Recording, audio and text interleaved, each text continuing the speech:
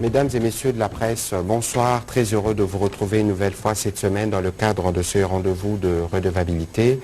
Ce soir, nous allons parler d'une question dont on a abondamment parlé ces derniers jours, ces derniers mois. Il s'agit de la situation sécuritaire dans le Grand Bandundu de manière générale, mais à Kwamouth de manière particulière. Comme vous le savez, il y a eu beaucoup d'attaques des assaillants, de conflits intercommunautaires. Et dans le cadre de la stratégie gouvernementale, la stratégie du président de la République pour amener la paix dans cette partie du territoire national, il a été mandaté une mission spéciale de pacification pour accompagner les efforts de forces de sécurité qui devaient ramener la paix dans cette partie du pays. Nous avons observé depuis plusieurs semaines maintenant une accalmie sur le terrain et vous avez vu sûrement de différents reportages qui vous montrent comment les jeunes assaillants sortent des forêts pour se rendre aux autorités publiques. Et donc ce soir, nous avons pensé faire le point de la question, même si elle est encore en cours des traitements, mais nous avons estimé utile de faire un point média pour vous permettre de comprendre la stratégie gouvernementale pour régler durablement la question de la sécurité dans cette partie du pays. Nous avons ce soir le privilège d'avoir avec nous la ministre près le président de la République, Madame Nana Manouanina. Bonsoir Madame. Bonsoir. Et à ma gauche, nous avons le vice-ministre de l'Intérieur, décentralisation et sécurité, M. Jean-Claude Molipé. C'est donc avec eux que nous allons aborder ces sujets relatifs à la situation sécuritaire dans le Grand Bandundu de manière générale et à Kwamouth de manière particulière.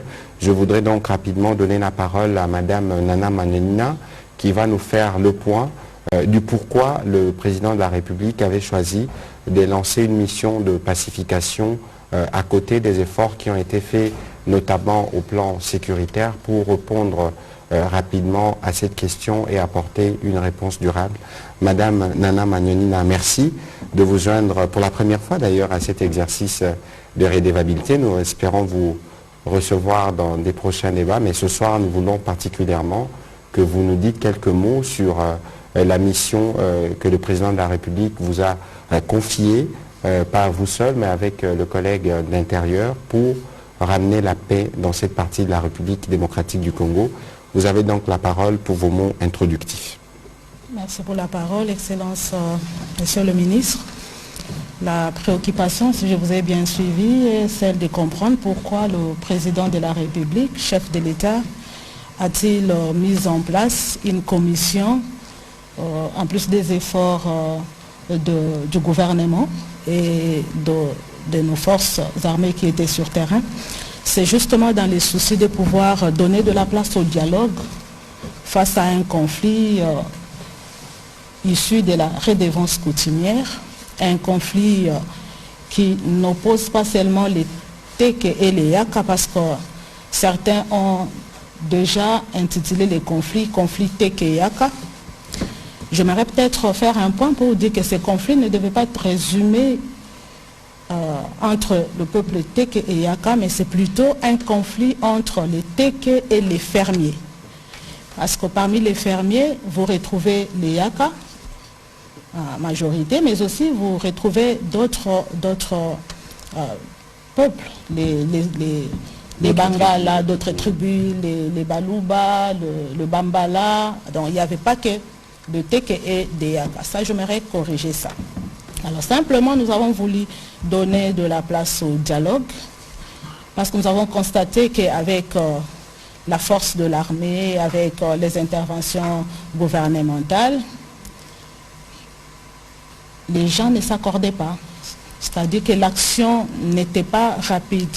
Alors il a fallu trouver de l'espace pour ramener tout le monde à la raison, donner l'occasion à ces gens-là d'obtenir le message, de se comprendre, d'échanger pour trouver une solution d'ensemble. Alors ici, il faut préciser que cette mission a 3 phases.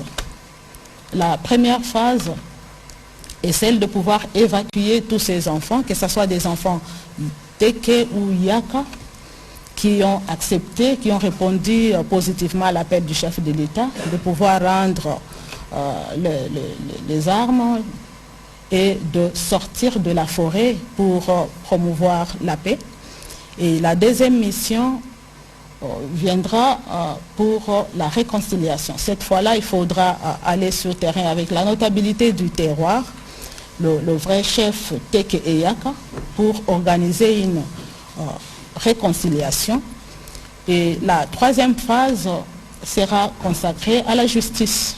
C'est-à-dire qu'il y en a qui auront à répondre à leurs actes.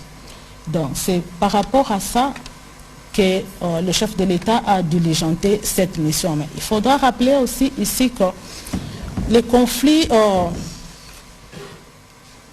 Teke et les fermiers, pour ne pas dire Teke Yaka, a comme source la redevance coutumière. Simplement, les peuples Yaka ont constaté qu'il y avait une augmentation, et d'autres fermiers, de la redevance, qui allait d'un ou de 2 sacs à 5 directement. Alors, ils ont résisté à ça, ils ont saisi la hiérarchie parce qu'ils ont écrit, et après, une résistance s'est installée qui n'a pas simplement plu au peuple Teke qui est le propriétaire du sol, parce qu'abusivement, nous avons appris ou entendu certains Yaka déclarer qu'ils étaient dans leur sol. D'ailleurs, c'est l'élément qui a fâché le plus, que certains Yaka parlent de la terre Lunda pendant que ce n'est pas leur terre. Et là, il faut préciser que la terre, là, c'est la terre des Teke. Et les Yaka sont venus, comme tout autre Congolais, pouvant se résider dans un sol congolais. Alors, ils ne doivent pas déclarer qu'ils étaient dans leur, ou dans la terre de leurs ancêtres. Et ça a inquiété. Le conflit est parti de là, de cette redevance. Mais plus tard, on a appris qu'il y avait une main noire, un conflit entre les peuples qui cohabitaient déjà ensemble, ne pouvaient pas aller jusqu'à des tueries, à des pertes. En vie humaine telle qu'on a observé. Ce n'était pas déjà dans leur culture de décapiter, d'incendier. C'est allé trop loin pendant que la justice pouvait s'en occuper. Alors face à ça, vous le savez, le gouvernement a mené des actions et les militaires étaient déployés pour justement mettre la paix et protéger la population. Et après, le président jugeait bon d'ajouter une commission qui privilégierait le dialogue. Et c'est cette commission que nous accompagnons à deux avec le vice-ministre de l'Intérieur. Je pense que d'une façon brève, je peux m'arrêter. Voilà, on va donner la parole donc au vice-ministre de l'Intérieur parce que qui va nous expliquer comment, en complément à ce que vous avez dit, quelle était la méthode utilisée pour réussir aujourd'hui. Nous voyons qu'il y a une évolution plutôt positive de la situation sur terrain. Monsieur le vice-ministre, vous avez la parole. Merci beaucoup, Son Excellence, Monsieur le ministre. Je pense que la ministre, le président de la République, a donné la genèse du conflit et par la volonté du chef de l'État, nous avons aujourd'hui la charge d'accompagner la commission qui est en train de sensibiliser la population pour donner la chance au dialogue. Et cette commission est en train de travailler avec l'escadron de la police que nous avons mis en place pour l'aider à maintenir l'ordre public, pour permettre à ce que tous les enfants qui sont dans des forêts puissent commencer déjà à sortir et à se rendre aux autorités. C'est ce qui est en train d'être fait. Nous sommes déjà en train d'enregistrer plus ou moins 1000 qui se sont déjà rendus et la commission continue. 1000 à la fois de toutes les communautés. Oui, des Teke et puis des Yaka, mais majoritairement pour le moment ce sont des Yaka qui sont sortis. Mais dans l'entretemps, il y a des messages qui continuent et ces messages-là vont en direction de ces jeunes gens qui sont déjà prêts. Il y en a même qui commencent déjà à sortir d'eux-mêmes. Et ils attendent simplement que cette commission les regroupe et les amène à Kinshasa. Et ils sont déployés là où ils sont regroupés jusqu'à ce que la décision sera donnée pour savoir comment on va les gérer. Mais ce qui est très important pour nous aujourd'hui, c'est le résultat que nous sommes en train d'enregistrer au jour d'aujourd'hui. Il y avait déplacement de population. Ils sont partout. Il y en a même qui ont traversé le fleuve et ils ont maintenant les informations selon lesquelles il y a pacification. Il n'y a plus de tueries comme on avait dans le passé, malgré quelques poches que nous sommes en train de suivre encore jusqu'à aujourd'hui. Mais les bonnes nouvelles, c'est que de moins en moins, nous enregistrons ces tueries-là. Donc le message est très bien perçu et surtout qu'il est attendu que c'est le chef de l'État qui appelle. Nous avons senti rapidement une réplique positive qui fait que ces enfants sont en train de quitter d'eux-mêmes aujourd'hui les forêts là où ils se sont retirés. Et dans l'entretemps, la police est en train de travailler, la police de la proximité, à l'écoute de cette population. Et la difficulté qu'on a au jour d'aujourd'hui, ce sont ces déplacés-là qui rentrent et qui arrivent dans des milieux où les maisons ont été incendiées, ils ont perdu leurs champs. C'est ainsi que nous travaillons avec le ministère des Affaires sociales pour voir comment les accompagner. Et certains organismes humanitaires qui sont avec nous, qui travaillent également dans ce sens-là. Parce qu'on sent que de plus en plus, les nombres augmentent de ceux qui désirent rentrer dans leur terroir. Et puis je pense que pour le moment, la situation est en train vraiment de revenir en ordre. Il y a la calmie. Et puis nous croyons que la deuxième mission qui est attendue, celle de dialogue entre les notables, la notabilité de deux communautés, doivent rester maintenant ensemble dans des rites ancestraux pour enterrer définitivement les haches de guerre, pour que ce type de choses n'arrive plus jamais. C'est ainsi que nous sommes en train déjà de préparer cette deuxième mission, en commençant par quelques missions, quelques rencontres qui vont avoir lieu ici à Kinshasa, dans notre ministère. Nous sommes en train d'identifier les notabilités qui seront invitées, les vrais chefs Yaka et Teke, qui seront invités pour qu'ils se retrouvent autour d'une même table, commencer déjà le pourparler, qui sera finalement déporté sur terrain, de façon que ces actes-là soient officiels entre eux, de façon que plus jamais ce type de choses ne puisse arriver. Alors beaucoup nous posent des questions pour savoir, mais qu'en est-il des auteurs de ces actions? Nous avons dit que c'est la troisième phase qui va consister aux responsabilités. Chacun va répondre de ses actes. Ça ne peut pas manquer. Pour qu'il y ait vraiment paix, il faut que la justice puisse aussi s'inviter. Voilà, Excellence, je m'arrête à ce niveau-là. Voilà. À cet instant. Merci, Monsieur le vice-ministre, de vos mots introductifs, mais comme vous pouvez le comprendre, donc, la question a été prise en charge de manière globale.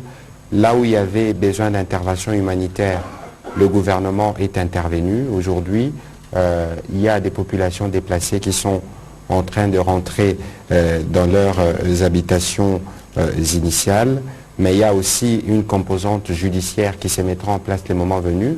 Nous en avions parlé dans l'une de nos réunions de sécurité, parce que vous l'aviez appris qu'il y avait notamment certains militaires qui s'étaient mal comportés sur le terrain et pour lequel l'auditorat, en tout cas, avait déjà ouvert une procédure ici. Ce qu'il faut comprendre, c'est que le gouvernement va utiliser tous les moyens possibles pour que la paix revienne dans cette partie du territoire national.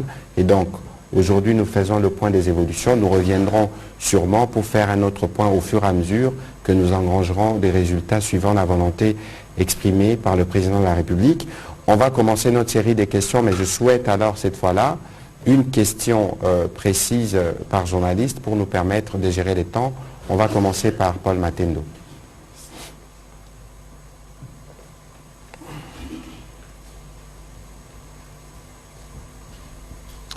Merci beaucoup, Monsieur le ministre. Juste une question. Tout à fait. Je note qu'il y a pacification dans Kwamouth, mais le dialogue va continuer. Mais la question aussi a été prise en charge de manière globale.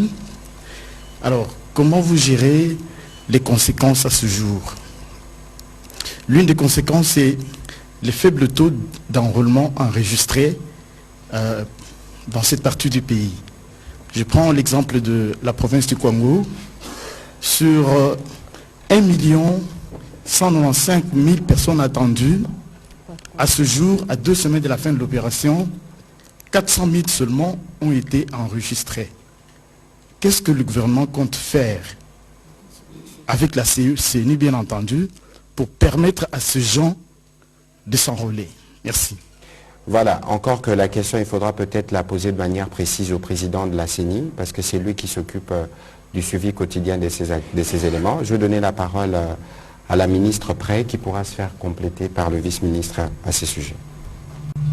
Voilà, par rapport à cette question, moi je note que ce n'est pas une préoccupation qui ne concerne que Kwamouth, parce que même dans les grands Bandundu, là où l'enrôlement avait commencé, et dans d'autres, la partie ouest, on a connu des moments de retard pour des problèmes techniques, pour des problèmes, pour le retard de déploiement du matériel, et on a envoyé, on a saisi au fait la hiérarchie de la CENI par rapport à ça. Vous avez suivi qu'on a dû accorder quelques jours pour récupérer ces retards. Moi je pense que par rapport à Kwamouth, c'est la même démarche.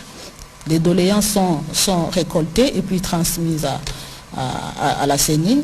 Et c'est à eux de voir combien de temps perdu qui peut être récupéré. Et certainement, parce qu'on a besoin que tout le monde s'enrôle, et ils vont ajouter des jours pour permettre à ceux qui n'ont pas pu s'enrôler de les faire. Donc, nous allons juste déposer. Déjà, on a commencé à les faire auprès de la CENI, ces doléances, pour qu'ils prennent la question en charge.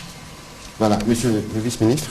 Oui, je pense que c'est la même réponse que je pourrais donner parce que la CENI a enregistré déjà dans le passé ce type de situation et je pense que la réponse de la CENI était claire. Il n'y aura pas un coin qui va perdre. Ils vont tout faire pour que le temps perdu soit récupéré et pour donner la chance à chaque Congolais de se faire enrôler. C'est la politique, je pense, actuelle de cette CENI qui est aujourd'hui sur le plan de... Nous avons remarqué aujourd'hui, nos frères diaspora, la CENI a tout fait pour qu'ils se fassent enrôler. Ça veut dire que cette politique-là est valable pour tout Congolais. Je crois que chacun aura la chance de se faire enrôler. Mais pour ça, d'une manière technique, nous ne pouvons pas répondre à la place de la CENI, mais sur le plan général, c'est ce qui est en train de se faire. Je pense qu'il y a une problématique que votre question soulève, notamment pour les populations qui ont été déplacées. Je pense qu'il y a un besoin d'approfondir le sujet avec le président de la CENI. Peut-être que nous l'inviterons à l'occasion d'un briefing. Comme ça, nous pourrons aller dans les détails pour savoir ce qu'il en est exactement, parce qu'il est question de donner à tous les Congolais l'opportunité de pouvoir s'enrôler pour plus tard obtenir la carte d'identité et voter. Prochaine question, Benoît Niemba. Une question, s'il vous plaît. Excellence, je vais, comme l'actualité l'oblige, mais je pose d'abord la question à Madame la ministre près de la présidence. Il y a toujours eu de conflits communautaires comme on a toujours eu dans le Kasaï, dans le Minembwe et partout. Mais quand même à Kwamouth, vous avez quand même déniché une main noire. La question de savoir, est-ce qu'on peut avoir plus de détails sur ces mains noires? Est-ce que c'est une chose, c'est une personne?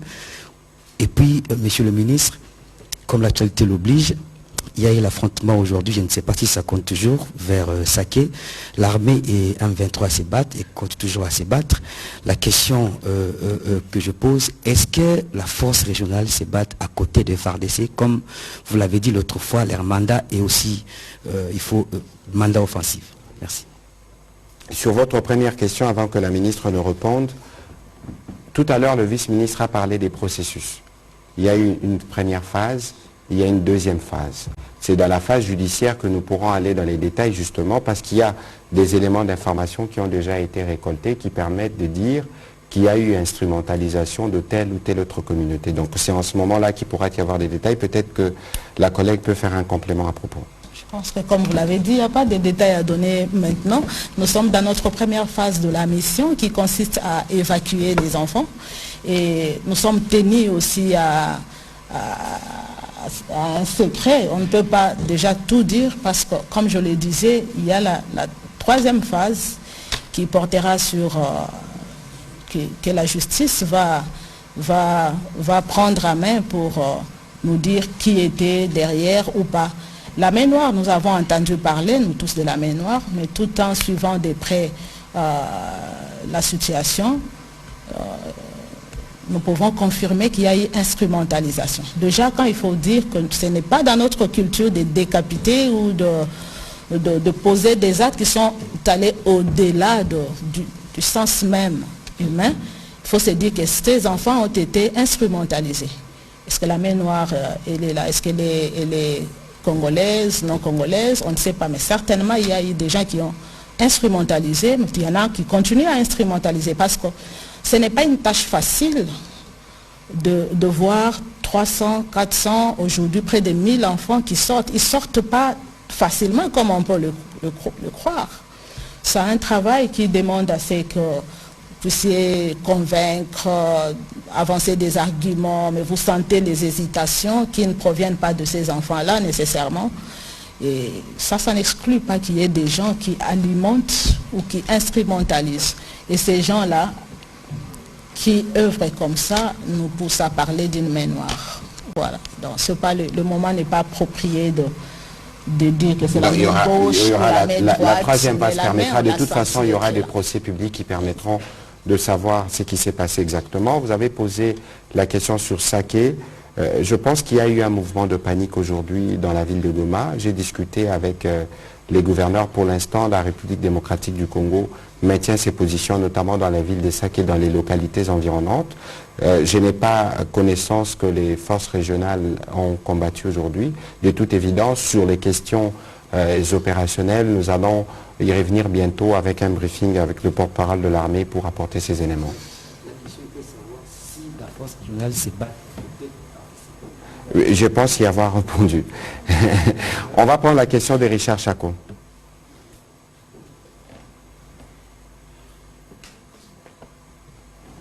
Merci beaucoup, monsieur le ministre. Madame la ministre et le président de la République, vous avez dit que parmi les causes de ce conflit entre TK et fermiers, c'est la question de la redevance coutumière. Est-ce que vous avez pu résoudre ce problème-là, cette redevance qui a été revue à la hausse, pour ne se contenter les communautés, pour qu'on ne puisse pas revenir sur cette question de la redevance coutumière? Une question, permettez-moi, monsieur le ministre, porte-parole du gouvernement, par rapport à la question d'actualité. Je voulais que vous puissiez réagir par rapport à la déclaration de Paul Kagame aujourd'hui, qui a dit que, devant les diplomates, que Kinshasa a lu notre communiqué qui a été lu à Bujumbura, alors que ce n'était pas le cas. Et il a accusé le chef de l'État, Tshisekedi, d'avoir déshonoré beaucoup d'accords, et il ne pense pas qu'il pourra honorer les accords avec les ambassadeurs qui étaient en face de lui. Merci. Merci.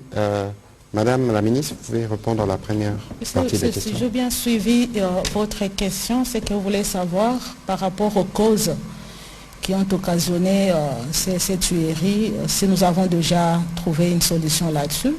Je pense que la solution appropriée se trouve au niveau du ministère de l'Intérieur. Ça, on a fait ça. Je me rappelle déjà qu'au début, il y a le peuple Yaka avait écrit saisissant la hiérarchie pour dénoncer cette augmentation. Et à l'époque, une réponse avait été réservée pour dire que la démarche ne pouvait pas être comme ça et qu'il fallait voir.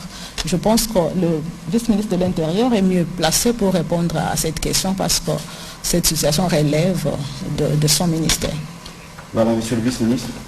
Oui, merci beaucoup, son Excellence. Je pense que c'est comme vient de le dire Madame la ministre près le président de la République.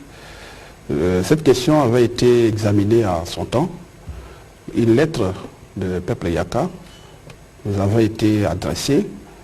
Et comme vous le savez, pour augmenter une taxe, il se passe toujours des préalables. Ça veut dire qu'il faut élargir l'assiette fiscale, par exemple. On doit tenir compte de certains facteurs. On doit regarder les assujettis, on doit regarder le pouvoir d'achat, savoir s'ils sont en mesure de supporter ces taxes ou pas. Mais pour ce cas d'espèce, quand ils ont écrit, la réponse du ministère était claire, que cette démarche n'était pas correcte, qu'on devait attendre, tout simplement surseoir cette décision. Voilà, c'était de cette manière que cette question avait été réglée à son temps. Merci. Voilà, on va revenir sur la question que vous avez posée à propos du président Kagame. Bon, il est coutumier maintenant que dans ses prises de parole, il essaie à tout prix de justifier les massacres qu'il est en train de commettre en République démocratique du Congo sous les couverts, il n'y a même plus de couverture, c'est l'armée rwandaise qui opère. Ici, je dois rappeler 2-3 choses. La première chose, c'est que au 23 novembre 2022, lorsqu'on a fait les mini-sommets de Luanda, on croisait 2 processus. Les processus de Nairobi et les processus de Luanda, parce qu'il y avait, souvenez-vous, une médiation africaine qui s'opérait autour du président Lorenzo par principe de subsidiarité, parce que c'est lui qui dirige la CIRGL, et la RDC comme le Rwanda fait partie de cette sous-région. Ensuite, il y avait la question qui était traitée au niveau de la communauté de l'Afrique de l'Est, où la République démocratique du Congo comme le Rwanda sont membres.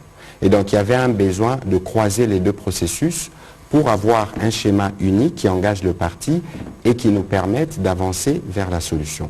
Je pense que le communiqué de Luanda, qui a été exceptionnellement signé par des chefs d'État, a été porté, y compris par la communauté internationale, comme la voie qui va nous permettre de régler les problèmes dans la durée. Il y avait là, je rappelle 3 choses, cessation des hostilités, retrait, désarmement, dialogue et puis reprise des discussions pour les relations diplomatiques entre la République démocratique du Congo et le Rwanda, c'est le principe. À la réunion de Bujumbura, on devait faire le point à la demande du président Ndayishimiye de la situation sur terrain qui s'est dégradée. Je vous épargne de détails que vous avez tous suivis et qui avait besoin de refaire le point pour être sûr quel est le degré d'application ou de respectabilité du communiqué de Luanda. Malheureusement, les communiqués qui est ressorti de la réunion, je ne pense pas que ma mémoire me trahisse, nulle part on ait fait mention du communiqué de Luanda. Et je pense l'avoir dit dans les briefings de lundi, qu'avec les secrétariats techniques de l'EAC, nous avons eu le même souci lorsque nous étions au sommet consultatif des chefs d'État à Sharm el-Sheikh. À l'occasion, c'est le Premier ministre qui représentait le Président de la République. Au terme de la rencontre, il y a un communiqué qui doit être lu et qui doit être avalisé par toutes les parties. Et donc, il y avait un besoin de relecture parce que la partie congolaise, représentée par le vice-premier ministre Lutundula, avait fait remarquer qu'on ne pouvait pas faire un communiqué après une réunion comme celle-là sans s'y référer au schéma des départs.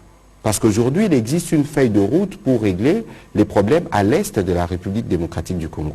Je pense qu'il y a eu besoin de faire cette précision. C'est ce qui a été fait par le vice-premier ministre Lutundula, qui viendra d'ailleurs dans un prochain briefing pour nous donner les détails de comment les choses se sont passées. Et donc, nous nous en tenons à ces schémas-là et cela devait être rappelé. Pour ce qui concerne les propos du président Kagame, c'est du classique pour lui, avec une rhétorique mensongère de dire est-ce qu'il y a un génocide en cours en République démocratique du Congo? S'il y en a eu un ces derniers mois, on peut parler des Kishiché. Il y a encore eu un rapport de Human Rights Watch ou du Bureau conjoint des Nations Unies pour le droit de l'homme qui l'atteste de manière claire. Et donc tous les propos qu'il tient, c'est pour essayer de justifier son agenda caché qui vise à maintenir l'Est de la République démocratique du Congo dans l'instabilité pour lui permettre de continuer les pillages. Les problèmes à l'Est de la République démocratique du Congo sont des problèmes qui sont connus. Et les solutions sur papier sont connues.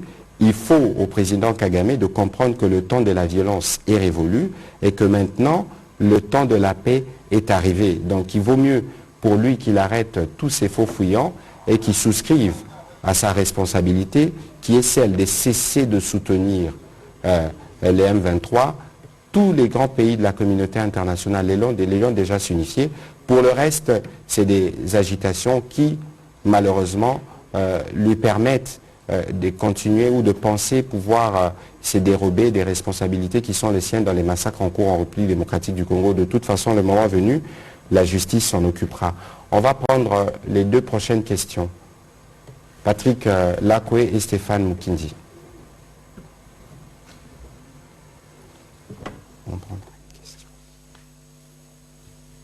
Merci, Monsieur le ministre. La question va au vice-ministre de l'Intérieur, c'est celle de savoir qui gère les terres en RDC. Plusieurs conflits fonciers sont causés par les chefs coutumiers. Et le dernier de Kwamouth le montre clairement que c'est des chefs coutumiers qui sont à la base. Quelle est la responsabilité dans la gestion des terres en RDC? Est-ce que c'est les chefs coutumiers qui vont continuer à le faire ou c'est l'État congolais par le ministère de l'Intérieur? Merci. Monsieur le ministre, allez-y. Oui, merci beaucoup pour la question. Je pense que en République démocratique du Congo, il y a des lois. Nous avons les textes des lois qui parlent clairement que la terre et les sous-sols appartiennent, les sous-sols appartiennent à l'État. Cette réglementation est définie par les textes légaux. Alors sur le plan coutumier, il existe des chefs de terre. Les chefs de terre là sont organisés. Au jour d'aujourd'hui, nous avons les villages, nous avons le groupement. Ce sont les entités coutumières qui sont des gardiens de terre. Et je pense qu'il existe bel et bien une loi qui définit comment ces autorités coutumières gèrent ces terres-là. Ils sont des gardiens de terre.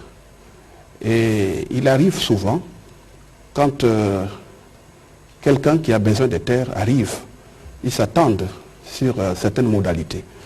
Et nous savons que la République démocratique du Congo a très bien fait pour les associer dans la protection de la terre. Et le mal, c'est que quand ils ont cette prérogative, il y en a qui s'en abusent. Ce n'est pas partout où nous avons ce type de problème. Mais au jour d'aujourd'hui, c'est un problème qui est devenu récurrent.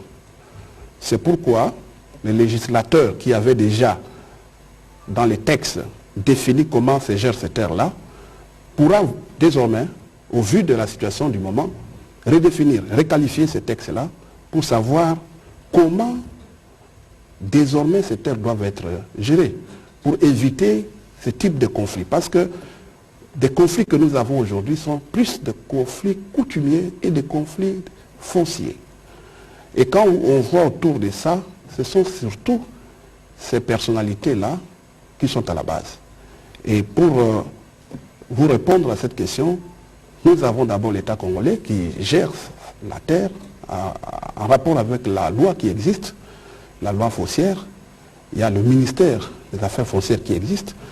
Et d'ailleurs, je pense qu'une nouvelle loi est en cours d'examen à l'Assemblée. Exactement. Et cette loi-là va régler cette question que vous venez de poser maintenant. Voilà, on va prendre la question de Stéphie Mukindi et puis on prendra spécialement une question en Kikongo, comme ça, Madame la ministre pourra s'adresser aux populations de cette partie du pays. Monsieur le ministre ou vice-ministre de l'Intérieur, on parle de cette situation depuis plusieurs mois déjà, si pas presque un an. Beaucoup de Congolais ont péri, certains par fusil, d'autres par machette. Et ici, vous reconnaissez qu'il y a déjà accalmie sur terrain. Je suis un peu perdu. Je me demande, l'accalmie en question s'observe où précisément? Sur toute l'étendue de la zone à problème ou bien c'est dans quelques villages? Et s'il y a accalmie, c'est à quel pourcentage? Monsieur le vice-ministre. Bien. Nous avons plusieurs villages. Je crois même qu'avant de venir ici, nous avons été en contact avec la commission qui nous a donné les noms de villages avec précision où il y a la calmie, où il y a retour massif de la population. Mais là, je pourrais demander à son Excellence Madame la Ministre pour donner les noms de ces quelques villages. Mais ici, pour ce qui me concerne, je pourrais tout simplement donner quelques zones où se trouvent encore quelques problèmes d'insécurité.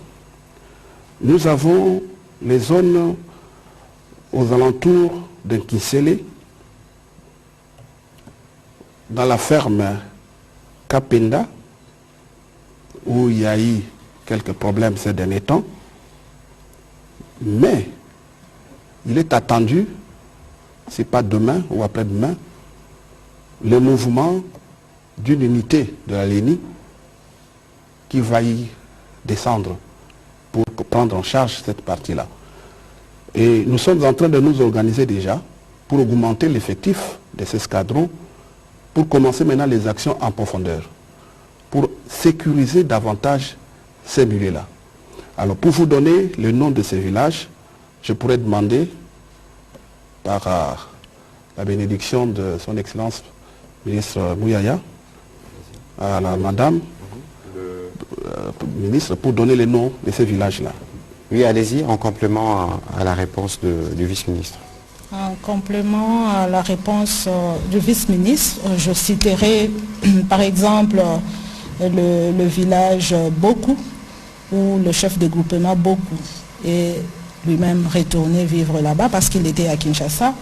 Nous avons Fumokento, Machambio, Kisele, Shomaku, Mibe, Mouchetu, Toi, Salongo, Machambe, donc le long de l'axe de Bandundouville. Alors, vous avez parlé du pourcentage. Moi, je pense qu'aujourd'hui, à 75 ou 80%, la paix est revenue dans la province de Mai-Ndombe. Je comprends, moi, les soucis qui nous animent tous à pouvoir trouver une solution une fois pour toutes, mais nous ne devons pas oublier que c'est tout un processus. On sait quand est-ce qu'on commence une histoire du genre, mais on ne sait pas quand est-ce qu'on la termine. Le processus aujourd'hui évolue très bien parce que les populations regagnent déjà leur village, surtout avec la présence de la police. Et ils ont maintenant confiance qu'ils peuvent regagner leur village. Et de plus en plus, il y a du calme. On n'entend plus parler de villages incendiés, de gens décapités. Mais ça n'exclut pas le quelques points chauds qui restent, de quelques points là où on continue à travailler. Et c'est par là que d'ailleurs nous étions tout à l'heure en train de féliciter la commission, de louer les efforts que cette commission-là a fait sur terrain, parce que ce n'est pas une tâche facile d'aller là-bas, abandonner les véhicules, entrer dans la forêt, faire 80 km à pied, convaincre ces enfants-là et leurs leaders de tout abandonner, de sortir. C'est un travail louable qui, avec la bénédiction du président de la République... Avec des risques d'ailleurs. Trop de risques, parce que par moments, ces enfants-là, ils changent de face. Dès qu'ils entendent qu'on a tiré à gauche, ils se disent donc vous nous avez piégés, et puis ils redeviennent très violents. Il faut négocier, il faut signer des accords pour qu'ils soient calmes et qu'ils acceptent de sortir. Vous ignorez le degré de stress et la commission et nous qui sommes ici endossons quand ils sont dans la forêt. Mais je pense qu'aujourd'hui, on ne parle plus de tuerie dans Kwamouth. Et c'est par là que moi je ne cesse de rappeler chaque fois que je me retrouve devant le micro, de faire appel à tous ceux qui continuent à instrumentaliser pour des intérêts personnels. Nous avons tous intérêt de coagir pour l'intérêt de la population congolaise, aux côtés des efforts du chef de l'État, du gouvernement, de nos forces armées, de la commission. La population tout entière, surtout la population du terroir, a aussi la responsabilité de participer positivement pour que nous puissions mettre fin totalement à ces désagréments. Voilà, on va prendre exceptionnellement une question à Kikongo avec Fabrice, comme ça vous permettra... Il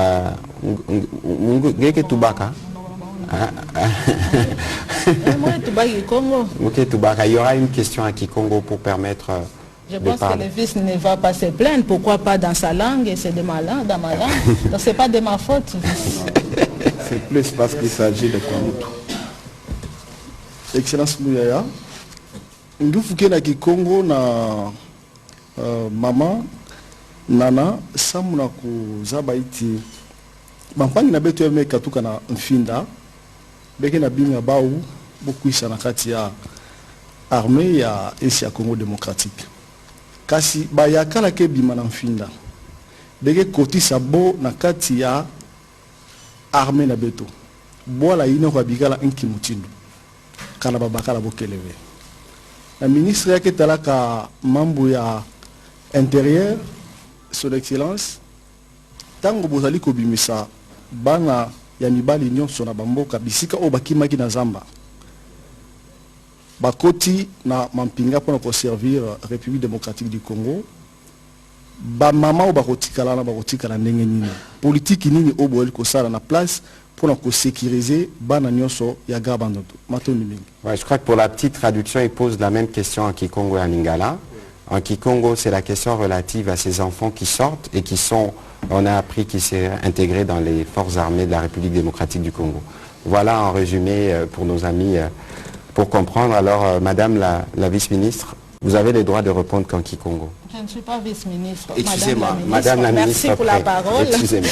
Voilà, sana bana ina ye basika na finda na ya mendima na peli ya fuma bwala. Susina yekende inki mpila ba parents na bo, ba mama, ba papa baleki na bo ke bikala parce que bana bakala nyonso ye basika bete bika bo na maboko ya ministère ya défense, ya ke expert pour la suite. Je pense que bete na ku forcer bana inave. Parmi bo kena bambuta peut-être ajme kwenda ya lungu kota vena armée. Parmi bo kena baina kes mendi makusala ngemba. Boge bashika bo rendre ba minduki na bo mais kena mfunu ve ya ku kota na ndonga na formation. Alors disposition ya betme ba kasamu na ba mama bana bampange bika na boala c'est justement effort na betme sala ya ku tout la police. Je pense que police déjà 4 escadrons ya police kwendaka yoke sambu na ku protéger population na bima na bo. Inquiétude mi uvandaka bantuva wa boma ya kubikala na armée. Boke wa boma ya teni ya basoda. Alors, fuma bola kulombande ba armée bo katuka, bo vanda na bisika bo fe vanda, mais police ku vanda pembeni ya ba famille sana ku protéger bo na bima na bo. Donc, je pense que population bo vanda Nangemba, bo vanda calme, sambo, ba police ke pembeni na bo, que justement na consigne ya ku protéger bo, ya ku protéger bima na bo, ya ku protéger boala na bo. Et puis je pense que na côté ya police, yo ke mpi devoir ya betu nyonso, ya ku se protéger mutuellement en attendant effort ya gouvernement ke sala. Je pense que ce serait important que vous puissiez revenir sur la réponse en français. Comme ça, c'est plus sûr que tout le monde a compris parce que c'est une question que beaucoup de Congolais se posent. Oui, la question était celle de savoir quelles dispositions avons-nous prises pour les femmes, les enfants, les vieillards qui restent pendant que tous les jeunes garçons sont ramenés à Kinshasa. Et j'étais en train de réagir qu'en fait, il y a aujourd'hui la police qui a été déployée, déjà 4 escadrons. Les 4 escadrons font 600 policiers. Alors, la police est là pour protéger les personnes et leurs biens. Alors, les familles qui ont observé leurs enfants sortir peuvent être calmes un peu parce que la police est là pour le protéger. Et j'ajoutais qu'à côté de l'action policière, mais la population a aussi le devoir de se protéger mutuellement. Que les populations qui sont là commencent par se protéger en attendant, faciliter aussi la tâche à la police de les protéger. Je pense que c'est la mesure qui a été prise jusqu'ici. Voilà, monsieur le vice-ministre Nalinga, la poto silisa. Oui, baton de mingi journaliste pour Namutuna, bana babimi, baboti, basina bango, bana bango misusu batikali, nasima bakobate la mandenge nini. Nabanzi eyano oyo ministre président de la République a pesi ezaka kayangwana musala ya na police nde yangwana musala ya na police ko batela moto na biloko na ye musala ya la police ezali ko batela kimia kati na mboka kosala ete moto nyonso aza na se na mobeko moto aza liko na mobeko te soki moto aza na se na mobeko akoki kobotola eloko ya moto te akoki koyiba eloko ya moto te nde mosala ya la police epesami wana mpona kozala ntango nyonso koyoka population yango tobengaka na lopoto police de la proximité police na biso lelo ezali républicaine ezali police civile oyo ezalaka pembe na population kobatela population koyoka oyo eza koleka na kati na population 4 escadrons oyo lelo eza koopere na Grand Bandundu toti moko na Kwilu moko mosusu na Kwango pe moko mosusu na Mai Ndombe pe moko etika ya Leni ezali ya intervention rapide pona ko appuyer sika besoin et ko kozala po te ba intervenir pona ko tia kimia kaka bongo ndenge ministre pré à présent lobby kimia ekoti na mboka bana wana babimi kaka pona koyoka mbela ya mokonzi pona kimia c'est au nom de la paix nde babimi lokola batikali kuna bayeba te bao batiki bango batikali na kimia mpe tokosala nyonso mpo te kimia wana ebatelama na suki wana na français justement c'est par rapport à la question de savoir ces enfants une fois sortis leurs parents leurs enfants parce qu'il y en a qui ont laissé des enfants des femmes quels sont leurs sorts comment ils seront sécurisés protégés. La mission légalienne du ministère de l'Intérieur par la police, c'est le métier de l'ordre public, c'est sécuriser, protéger la population avec ses biens. Et c'est cette mission-là qui nous a conduit à organiser l'escadron, 4 escadrons qui opèrent maintenant dans le Grand Bandundu. Il y a un premier escadron qui opère à Kwilu, un deuxième à Kwango et troisième à Mai Ndombe. Il existe un escadron de la LENI, c'est-à-dire la Légion nationale d'intervention, qui opère en cas de besoin. Et de plus en plus, les résultats que nous avons, c'est en rapport avec cette présence-là. Et nous continuerons à appuyer ces 4 escadrons aux besoins augmentés en nombre, parce qu'il y a des besoins qui commencent déjà à se faire sentir en profondeur, et nous allons continuer à répondre à ces besoins au fur et à mesure. Pour conclure, je dirais ceux qui sont restés, c'est pour besoin de la paix que ces jeunes gens ont quitté la bourse, et nous maintenons cette paix-là. Nous sommes en train de réinstaurer l'autorité de l'État, nous sommes en train d'imposer l'ordre public, et c'est de cette manière que cette paix va rester durable dans ce coin de la République démocratique du Congo. Merci. Madame la ministre, après on va prendre rapidement vos mots de conclusion. Voilà, pour conclure, je commencerai par remercier le président de la République, chef de l'État, son Excellence Félix-Antoine Tshisekedi Tshilombo, pour son sens de patriotisme. Il ne cesse d'agir comme un vrai père pour que la paix revienne dans la province ou dans l'espace Grand Bandundu. Et aussi le Premier ministre qui chaque fois nous encourage, nous accompagne à pouvoir atteindre notre objectif. Je félicite et j'encourage la commission qui est gérée par les rois Mini-Congo. Nous n'ignorons pas combien ils souffrent pour nous aider à atteindre cet objectif. Et pour finir, je lance un appel à tous les leaders d'opinion qui instrumentalisent encore ces enfants, parce qu'il faut se le dire, qu'il y a des foyers de théâtre, il y a des gens qui créent des labos ici pour communiquer des fausses informations pendant qu'ils n'ont pas de preuves. Il y en a qui montent des enfants pour raconter ça et ça, de fausseté, juste pour traumatiser. Nous n'avons pas besoin de ce genre de théâtre pour ramener la paix dans l'espace Grand Bandundu.